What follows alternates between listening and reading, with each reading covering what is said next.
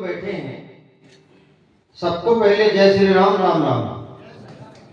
और अपनी जो एमआई कंपनी से जो आए हैं बड़े अधिकारी, अब ज्यादातर लोगों को मैं नाम से नहीं जानता, उनको भी राम राम।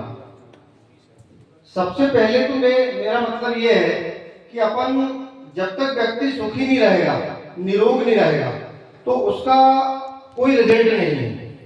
तो निरोगी काया होनी चाहिए।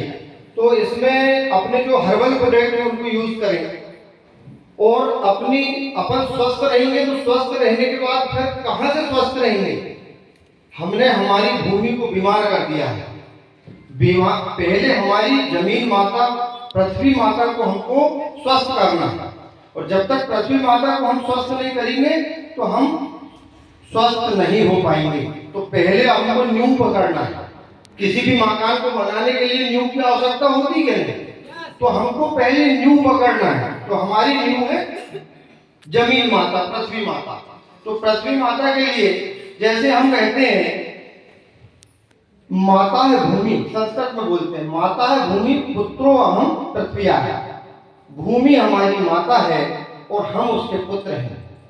तो जब तक हम उस माता को स्वस्थ नहीं करेंगे, जैसे हम नरवाई प्रबंधन के बारे में, नरवाई में आग लगाते हैं, तो जैविक के हिसाब से जब जैविक खेती की हम बात करें तो नरवाई को जैविक और प्राकृतिक खेती में माता की साड़ी कहते हैं, कपड़ा कहते हैं। जो नरवाई को हम आग लगाते हैं ना, सुभाष पालेकर खेती में जो पराली है, उस पराली, अब किसी की माता को साड़ी को कोई आग लगा लेगा?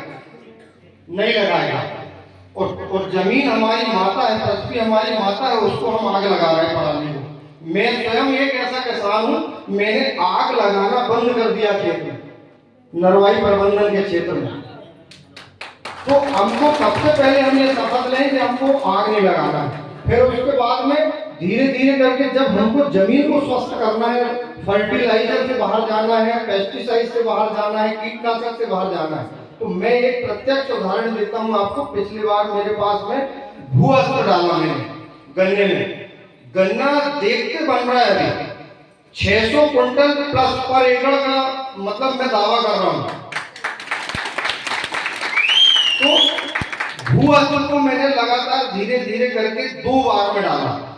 जैसे अपन ने एक बार, और फर्टिलाइजर उसमें सीधा आधा कर दिया, जैसे डीएपी, यूरिया जो भी अपन डालते हैं उसको जस्ट आधा कर दिया और भू अस्त्र उसमें डाला।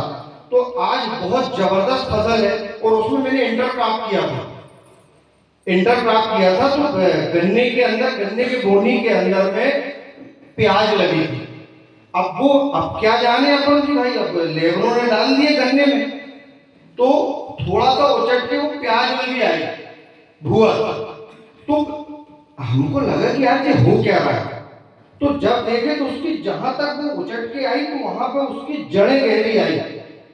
प्याज में बहुत विस्तार आया, क्योंकि डाले थे गन्ना में, लेकिन प्याज में भी उसके रिजल्ट मिले बाद में 3 महीने बाद। अपन नहीं देखते, वो एक बार एक राक्षस बैठा था, मतलब बेलपत्र के झाड़ पर, एक गाय को कह रहा था तू जाकर के आ। वो कह रही थी मैं बच्चे को दूध पिला के आती हूँ, तब तक वो राक्षस बोले जब खाऊंगा तेरे को। तो इसका ऐसा उदाहरण मिलता है कि उसमें बेलपत्र फेंकता था, नीचे शिवलिंग था, तो उस शिवलिंग में बेलपत्री गिरते रही तो उसका स्वभाव बदल गया। क्योंकि शिवलिंग के ऊपर पत्ती गिरती थी, वो जानता नहीं था कि ये शिवलिंग है, लेकिन भगवान के ऊपर जब पत्ती गिरी तो उसका स्वभाव बदल गया, उनका मन बदल गया। ऐसे ही अपन ने भू अस्त्र डाले कुछ में, और वो डल कहीं गया तो उसके रिजल्ट मिले। तो मैं कहता हूं कि भू अस्त्र डालें और हमारी जमीन को, पृथ्वी माता को बताएं। हमको पृथ्वी माता को बचाने का ज्यादा कार्य करना है। तो हमको जिस जैविक प्रोडक्ट की तरफ जाना है, और इसके जाने के बाद में जाते जाते आपको रिजल्ट मिलेगा। मैं उदाहरण हूं इसका, मैंने प्रैक्टिकल किया है। मेरा 19 एकड़ में गन्ना है, तो मैं अभी ये पता रहा हूं